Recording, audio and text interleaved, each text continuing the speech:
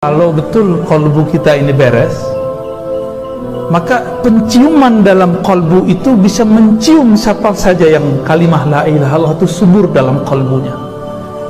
Oleh karena itu, wali-wali Allah pun, walaupun dia bersembunyi di tempat yang gelap, bersembunyi di pelosok, menyamar jadi manusia biasa, bekerja seperti orang biasa, tapi bisa dikenali oleh orang-orang yang sudah menikmati baca la ilaha illallah. Itulah kalam Yahya ibn Mu'az. Syukurnya alhamdulillah Bapak Ibu, kita tidak melihat rahasia la ilaha illallah. Kalau Bapak Ibu dikasih lihat baca la ilaha illallah, itu nggak kuat Pak, bisa pingsan-pingsan, bisa mati mendadak. Maka disebut dulu banyak orang fana ketika baca la ilaha illallah, karam dalam kalimat. Imam Ghazali ini nulis bab namanya At-Tawakkul, bab tauhid atau tawakal. Beliau memberikan penjelasan kepada kita tahapan-tahapan membaca la ilaha illallah. Jadi ada 4 tahapan orang baca la ilaha illallah. Nanti kita yang mana silahkan Bapak Ibu rasakan. Bismillahirrahmanirrahim. Beliau mengatakan yang pertama, la ilaha illallah munafiqin. Bacaan la ilaha illallah orang munafik. Ciri munafik yang pertama apa? Ayatul munafik salasa, idza haddatsa kadzaba. Hadis Bukhari Muslim. Ciri orang munafik yang pertama, dia berkata, berkalam, tapi bohong. Lain di mulut, lain di hati. Jadi kita cek aja Pak, nggak usah tuduh orang. Saya saat baca la ilaha illallah, apakah seirama lisan ini dengan qalbu? Atau ketika baca la ilaha illallah, pikiran pun melayang? Atau yang lebih parah, orang baca la ilaha illallah, hati mendongkol, ya, hati kemudian kesal. Allah diteriak-teriakin, Allah lah ba'ariya-ariya, ya, bagi oge.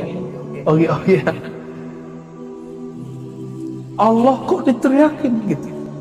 Akhirnya orang baca Allah, dia kesal. Itu lebih munafik dari munafik itu. Gawat. Kalau nggak suka zikir keras, nggak usah komentar, cukup katakan saya suka zikir lembut, tapi tidak usah nggak suka dengan zikir keras. Ya mirip-mirip dendeng batoko jo dendeng balado. Di ciri-ciri munafik pada diri kita, baca la ilaha illallah dengan lisan, tapi tidak ada koneksi dalam diri, nggak ada kenikmatan dalam membacanya. Tapi kabar gembiranya ada level 2. Lidah membaca, pikiran sadar. La ilaha illallah. Ada kesadaran. Bisa jadi sadarnya, ya Allah, kok saya baca la ilaha kok nggak ada nikmatnya. Itu udah sadar namanya. La ilaha illallah, orang kok nikmat situ, kok kami nggak tahu rasanya ya Allah. Apa rahasia la ilaha illallah? Ada kesadaran itu sudah masuk level 2, mukmin. Jadi level kedua baca la ilaha illallah, level mukminun, level orang yang beriman. Dia mengatakan la ilaha illallah, qalbunya belum menikmati, tapi pikirannya sadar. Itulah yang disebut min nafsihi dalam hadis Imam Bukhari, Kitabul Iman. Rato-rato kita zikir kayak gitu nggak? Ya, atau yang pertama Pak, dihitung-hitung aja, seumur Bapak Ibu sekarang kok belum nikmat baca la ilaha illallah. Apa yang salah?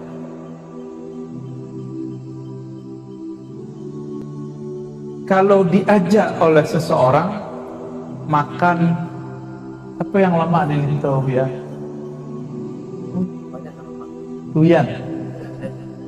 Durian. Bisa setengah jam nggak makan durian? sambil ngobrol, tahu-tahu habisnya nak.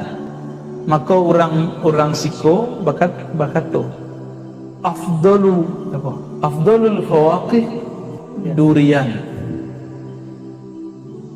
Makanan buah yang paling lama, yang paling lezat adalah durian, ya nak? Jadi kalau tidak suku durian tuh separuh dunia lah hilang.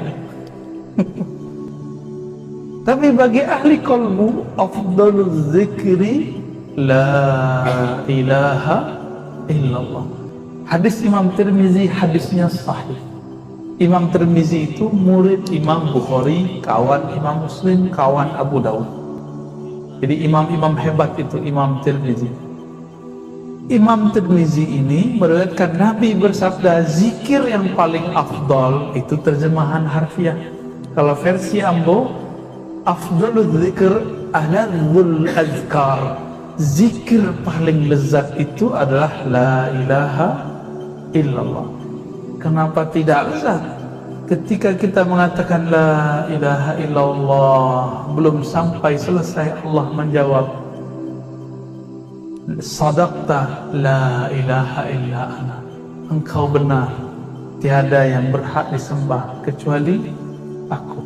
Minimal level 2 lah ya Bapak Ibu ya. Tapi mau sampai mati begitu? Ya, mau sampai mati begitu?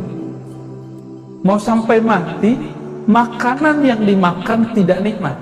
Mau? Betapa tidak adilnya manusia zaman sekarang, bahkan dari dulu. Disebut zaluman oleh Allah, zalim kepada dalam dirinya. Jahulan, jahil, betapa jahilnya dia. Makan, ada rumah makan nih enak, lezat, di tempat yang jauh dia kejar. Tapi ada guru yang bisa menghidangkan makanan kolbu terlezat, dia tidak pernah kunjungi. Mati baru berkalam, ya Allah, ada meninggal ya Allah, kami ingin mengaji ke beliau. Gombal, tahu gombal? Orang-orang begini akan begitu terus. Nanti ada ulama lagi, oh Rasulullah, nunggu mati dulu baru ngomong begitu. Tapi orang-orang yang sudah merasakan nikmatnya la ilaha illallah, apa kata Imam Yahya bin Mu'az Ar-Razi, salah satu imam salaf saleh. Jadi salaf itu bukan nyala-nyalain orang mulu, Pak, beda-beda orang mulu. Salaf itu ngomong la ilaha illallah. Yahya ibn Mu'az Ar-Razi mengatakan, orang-orang yang percaya kepada Allah, kenal kepada Allah, akan mencium harumnya kalimah itu dari wali-wali Allah. Jadi kalau betul kolbu kita ini beres, maka penciuman dalam kolbu itu bisa mencium siapa saja yang kalimah la ilaha illallah itu subur dalam kolbunya. Oleh karena itu, wali-wali Allah pun, walaupun dia bersembunyi di tempat yang gelap, bersembunyi di pelosok, menyamar jadi manusia biasa, bekerja seperti orang biasa, tapi bisa dikenali oleh orang-orang yang sudah menikmati baca la ilaha illallah. Itulah kalam Yahya ibn Mu'az Ar-Razi.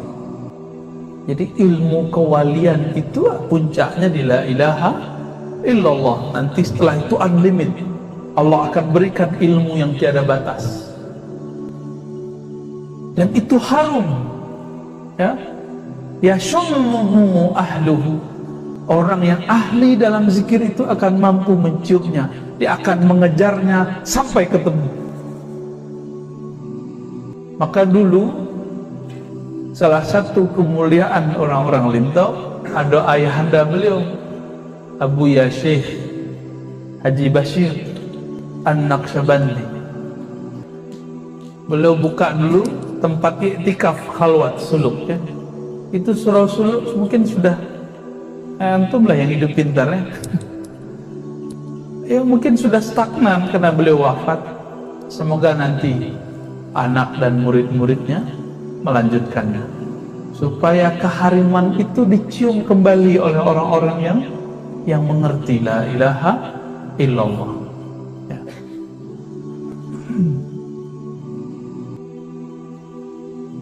Kalau kalimah itu harum, kalimah itu nikmat, dikejar oleh penikmat kalimah, kira-kira seandainya kita itu mengenal rahasia kalimah la ilaha illallah itu, mungkin gak Bapak Ibu sekarang masih berzikir lain di lidah, lain di hati? Mungkin gak? Bapak Ibu, kalau kita sakit demam, makanan yang nikmat jadi nikmat gak? Kita sakit nih, demam, makanan paling nikmat misalnya apa tadi? Durian. Mencium bau durian itu mau muntah atau malah mau makan lagi demam? Mau muntah. Maka orang-orang yang di kolbunya ada penyakit, fi qulubihim maradun, di dalam kolbunya ada penyakit, ketika mencium harumnya la ilaha illallah, dia kabur dan mengatakan sok suci. Ahlul bid'ah, jahil, syukur-syukur nggak finnar, masuk neraka. Ya, zindiq, waduh, masya Allah. Dulu ada Imam Muhammad Bahauddin Shah Naqsyaband. Kami pernah berziarah ke Uzbekistan, kota Bukhara, kotanya Imam Bukhari. Kami berziarah ke Imam Bukhari di kota Samarkand. Beliau Bukhara tapi wafatnya di Samarkand. Sedangkan Imam Muhammad Bahauddin Shah Naqsyaband, beliau ini di kota Bukhara. Dan berziarah. Di saat berziarah itu kami membaca satu kisah beliau, ditulis oleh Syekh Muhammad Amin Al-Qurdi. Ya, itu pernah ziarah ya? Syekh Muhammad Amin Al-Qurdi di Mesir, Tanwirul Qulub. Belum pernah ya? Ibn Athaillah. Jauh-jauh ke Mesir nggak ziarah ke Muhammad Amin Al-Qurdi? Ketemu Fatih Hijazi, Syekhul Lughawi ya.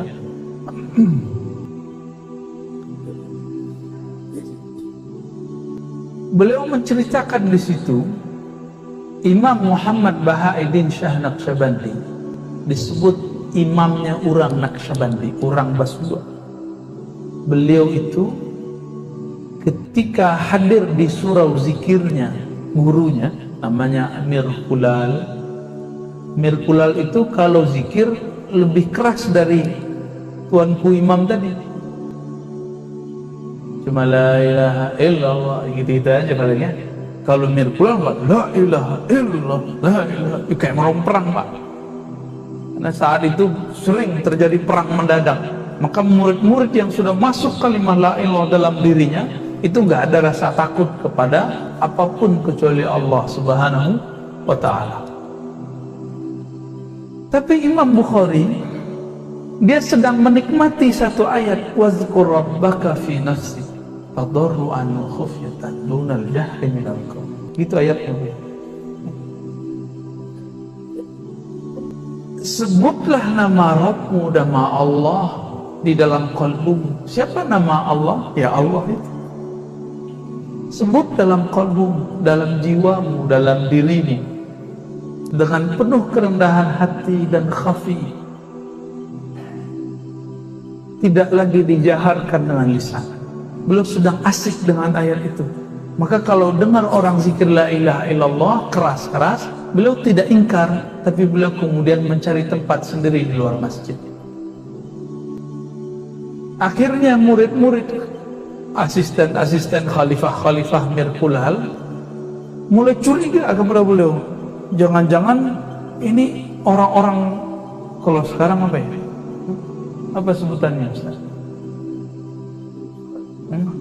Oh, enggak sunnah itu.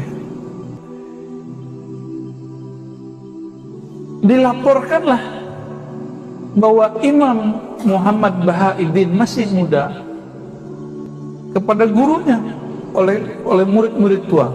Tuan guru Mir Kulal ada murid kurang ajar, namanya Bahauddin. Tuan guru imam berzikir, beliau kabur. Mirkulal kira-kira marah nggak? Malah senyum. Kalian nggak tahu siapa Muhammad Bahauddin Shah Naqsyabandi. Beliau itu sedang asik dengan ayat wazkur rabbaka fi nafsik, sebut nama Allah dalam dirimu, tidak lagi dijaharkan dengan kalam. Bingung murid-muridnya. Harapan si murid Muhammad Bahauddin Shah Naqsyabandi di sidang, tapi bukan di sidang Pak, malah dipuji. Bahkan Mirkulal mengatakan nanti yang melanjutkan aku dia. Dan betul lah, sanad zikir qalbu, zikir khafi, zikir dari dalam diri, dipejamkan mata, dikunci lidah, mata menunduk, kepala menunduk, itu kemudian disebut dengan Thariqah Naqsyabandiyah sampai ke negeri Lintau, sampai ke Batu Sangka, dan yang membawa itu Syekh Ismail Simabur ke Tanah Datar. Malam tadi kami membahas itu. Dan Syekh Abdurrahman Kumango, bedanya orang kok zikir keras sama zikir lembut. Di Jauh Syekh Muhammad Jamil Jauh, kemudian Syekh Zakaria Labai Sati, masih banyak di sekitar Lintau ini. Kalau kita cek dulu banyak surah. Itu dibawa dari sana tuh dulu ya. Berkembang sampai ke India, sampai kemana, sampai ke Mekah, Jabal Abi Qubais, dan berkembang sampai ke negeri kita. Zikirnya lembut. Makanya orang suluk itu kalau zikir bukan zikir ba'da sholat itu yang mereka amalkan, itu zikir harian seperti di sini. Zikir mereka, kepala ditutup, mata dipejam, lidah dikunci, kolbulah yang menyebut tasbih berjalan. Ya. Adapun zikir ba'da sholat la ilaha illallah itu zikir harian, bukan zikir Naqsyabandi. Ya. Oleh karena itu Bapak Ibu yang bukan Allah, kami berharap semoga ke depan tambah pede dalam berzikir, gak usah mikir lagi ya. Maqam ketiga, orang yang baca la ilaha illallah maqamnya sudah mukhlisin. Istilahnya dari hadis, tapi Imam Ghazali menyebut dengan istilah lain. Mukhlisin yang sudah mulai melepas siapapun tempat dia bergantung kecuali Allah. Orang yang berusaha melepaskan ketergantungannya ke makhluk, ke guru, ke kawan, ke orang tua, ke tempat bekerja, ke umat, dia hanya bergantung kepada Allah Subhanahu wa ta'ala.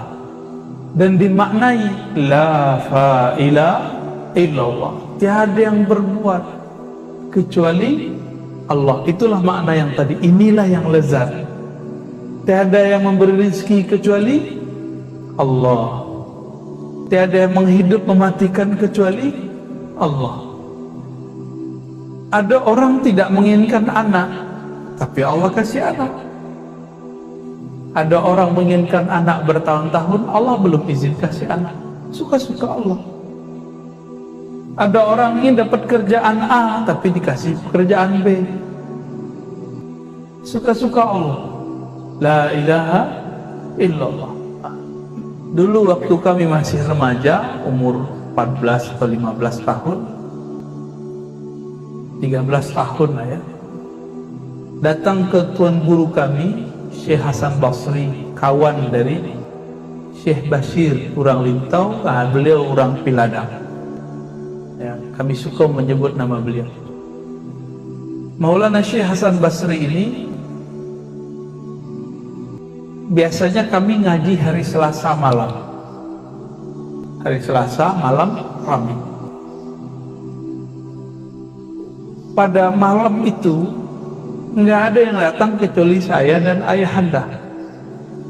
Lalu beliau memimpin sholat, saya azan, qomat, lalu beliau memimpin sholat di rumah.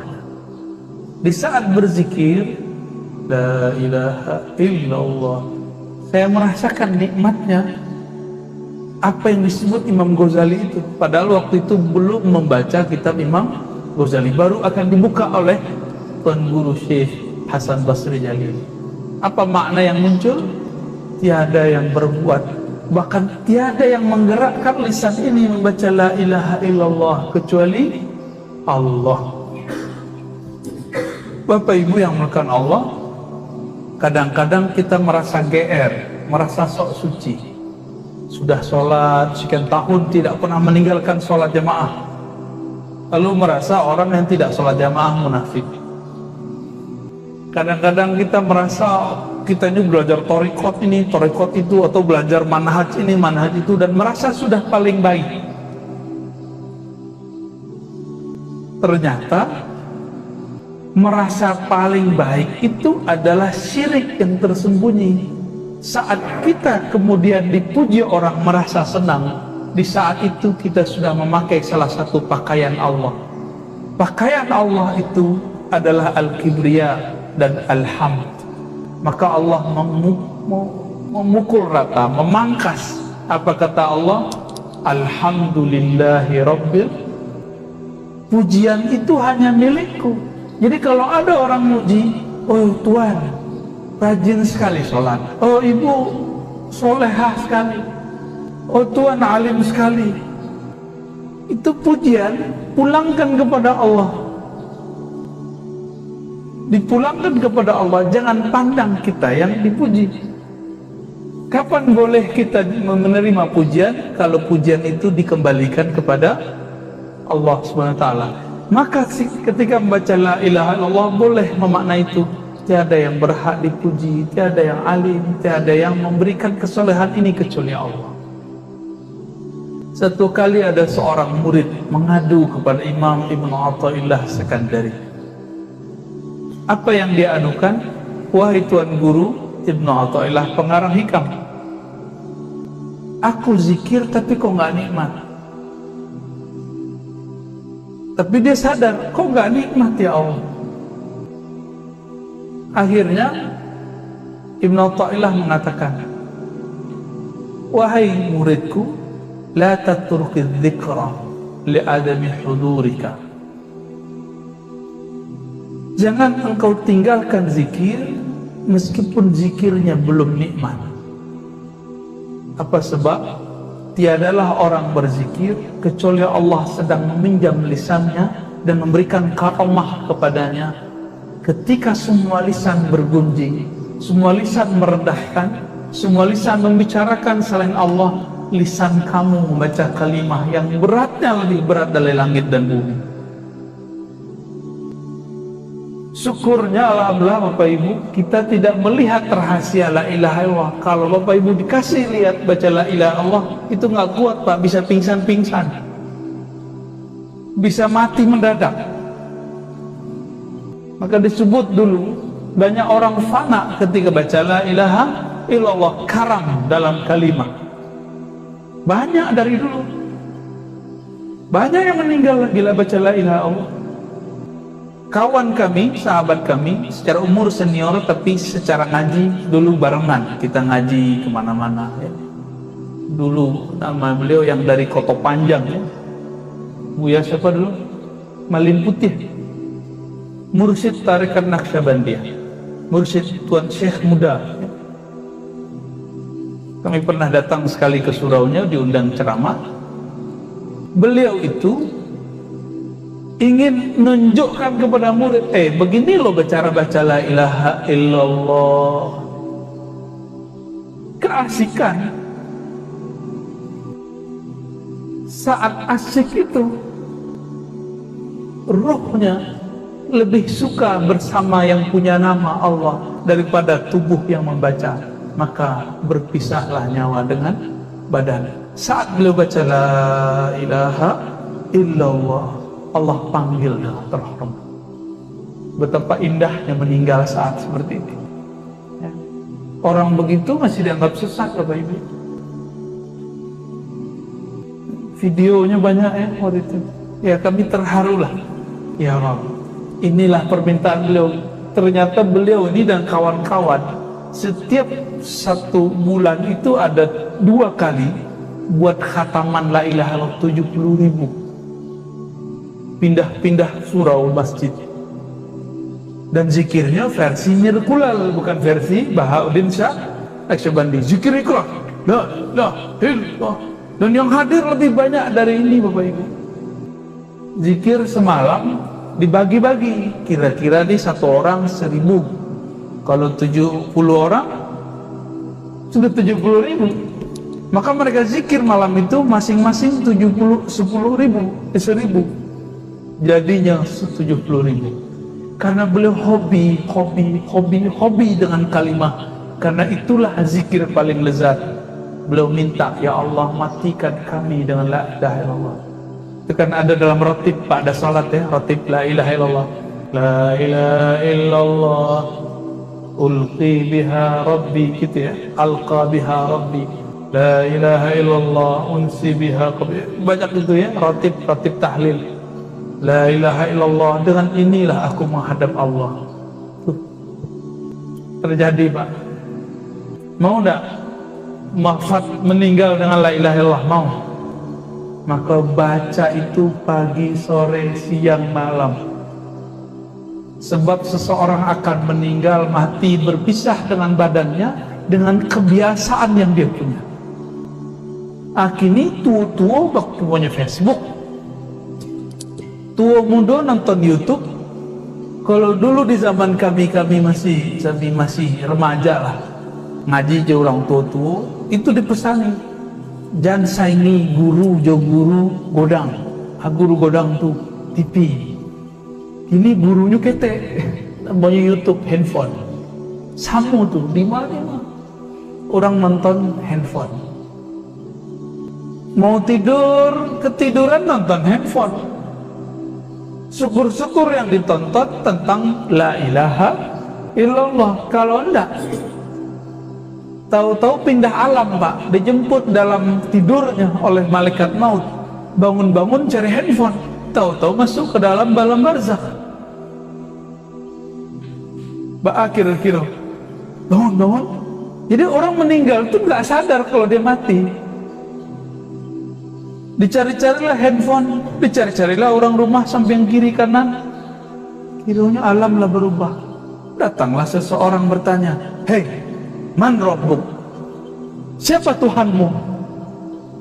Baru kaget, barunya sadar, berteriaklah saat itu. Teriakan itu didengar oleh semua makhluk illa tsaqalain. Hadis Bukhari Muslim. Teriakan itu didengar oleh semua makhluk.